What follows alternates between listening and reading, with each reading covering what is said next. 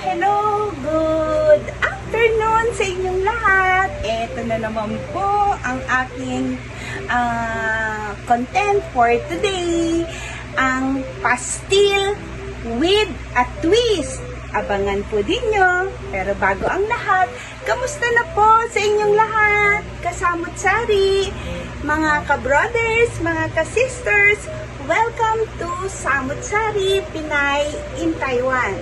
So, yun nga po, nasabi ko, magtutwist po tayo ng luto again. So, ang gagawin ko po ngayon, pastil with a twist. Usually, ang pastil, di ba ho, ginagawa lang sa labas, binibili lang po natin. Or, syempre, panandali, pang mabilisang kain, hindi ho ba? Pero ho, sa bahay ho ba nagagawa niyo yung pastil? Anyway, gawin po nating budget meal. Okay po? So, yung twist natin for today is madaling-madali lang po. Okay? Ang tawag dito is pastil pro or pastil prow. Okay? So, yung pastil na to, hinaluan ko ng Thailand recipe. Okay po? Na pwedeng ihain sa bahay. Okay? At murang-mura. Okay po? So, kung ano, ngayon po kasi ang inaano ko is kung ano lang po yung nasa rep. Hindi ho ba?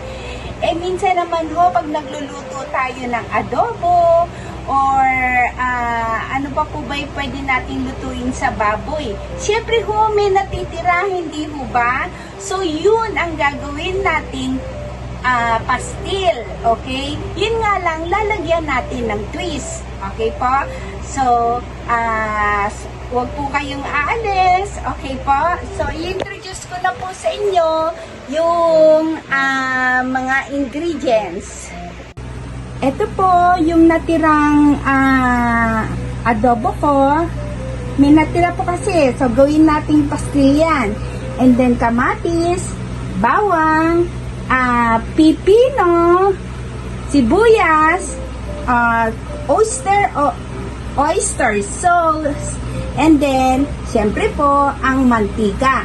So, hiwain po natin, asikasuhin po natin.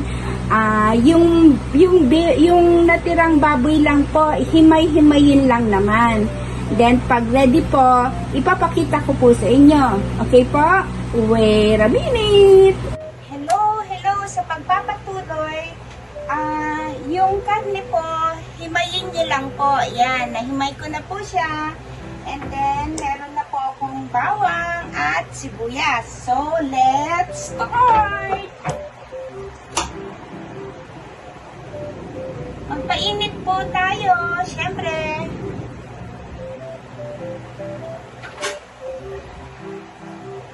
Tapos nakapagsaing na rin po ako, tamang-tama. Pagkatapos po nito, pwede nang kumain ng mga anakis. Madaling luto lang po at wala pang nasayang sa mga leftover natin, hindi ho ba? Kasi ho, ang Thailand na mga dishes may halong maanghang. So, hindi naman ho yung sobrang anghang dahil ho, may mga bata na ayaw ng maanghang. So, tignan nyo po yung mga anak ninyo kung mahilig po ba silang kumain na maanghang or hindi. So, syempre, pag hindi po sila mahilig or hindi po sila nakakakain, ayaw nila na maanghang, huwag nyo na lang pong lagyan ng sili.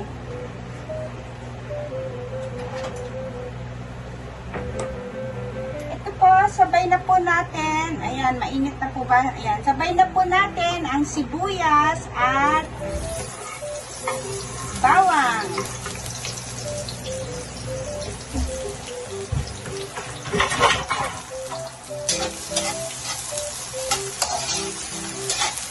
Isa lang po natin ng konti.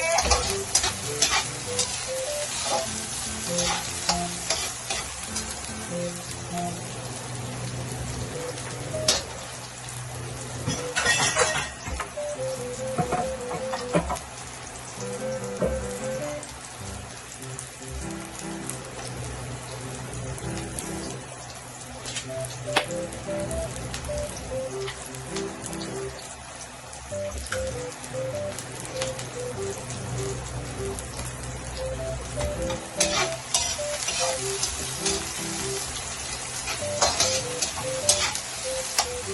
po, masarap sa onion pag half cook lang, hindi mo ba?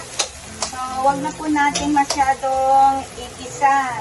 So, medyo brown-brown naman po na yung bawang. So, ilagay na po natin yung leftover nating karne para sa tinatawag na pastil. So, ang akin po is pastil crow.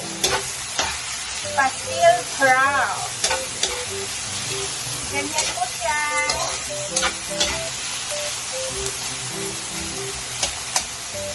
Low heat na lang po. Mag-low fire na lang po tayo kasi luto naman na po yung karne. Para lang po lumasa yung sibuyas at yung bawang niya para sa ating twist.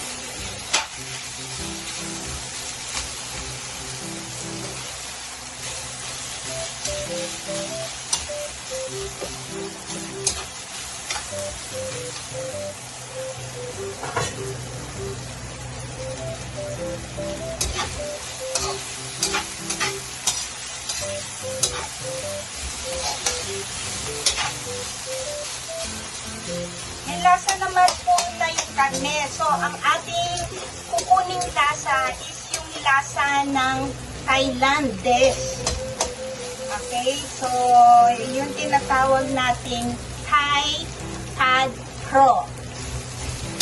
So, ang atin naman is Pastil Pro.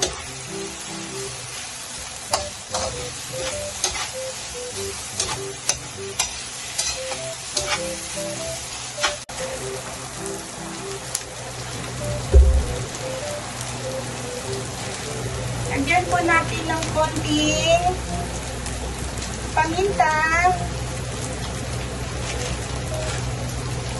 Huwag na po natin lalagyan ng asukal kasi po maglalagay na po tayo ng oyster sauce.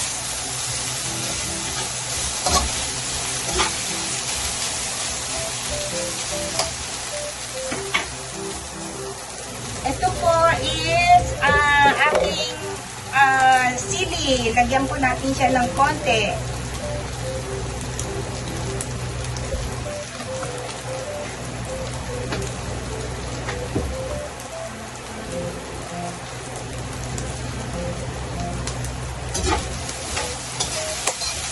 Okay po. So, medyo okay na po siya. Then, maglagay na po tayo ng oyster sauce.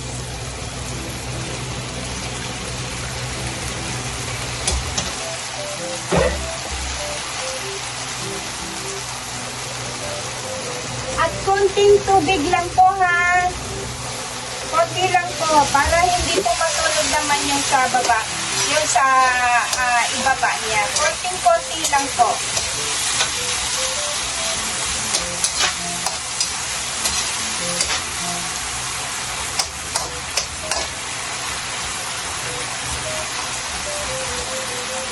Ayan na po ang ating pastil. So, okay na po to.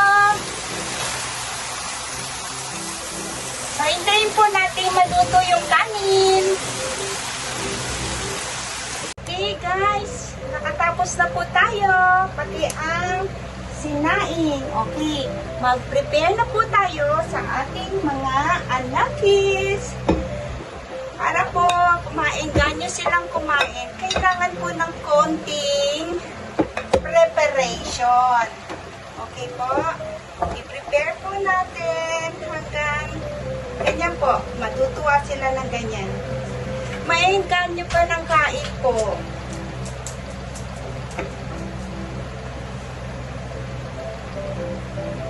Ang kamatis, ilagay po natin sa gilid.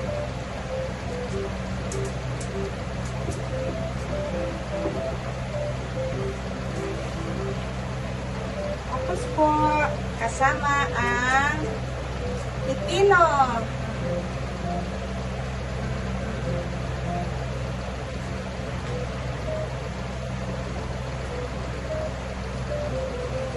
Yan po. And then, ilagay po natin yung ating Pastil Pro. Sa gitna po.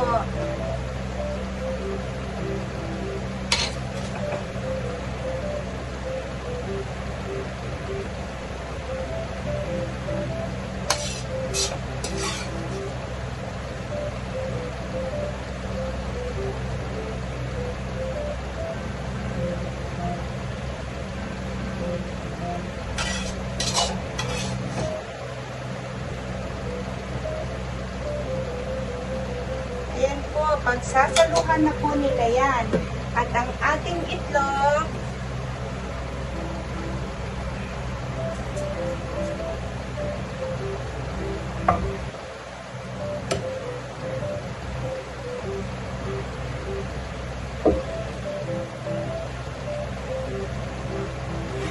ito po, tapos na ang ating pastil. Guys, hello mga ka-brothers, ka-sisters.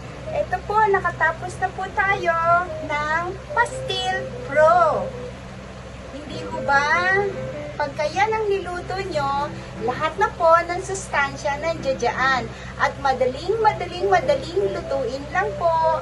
Meron po tayong pipino, kamatis, at itlog, at least complete nutrient po. Ito po, ang ating Pastil Pro. Sana po nagustuhan niyo po ang ating content for today. Maraming salamat po. Let's eat! Okay, thank you po sa mga nag-watch, sa mga magsasubscribe. Sa mga hindi pa po nakapag-subscribe, please subscribe naman po kayo. And hit the like, notification bell, and kung meron po kayong gustong pag-usapan o gustong lutuin, mag-comment lang po kayo. Maraming salamat po. I love you all.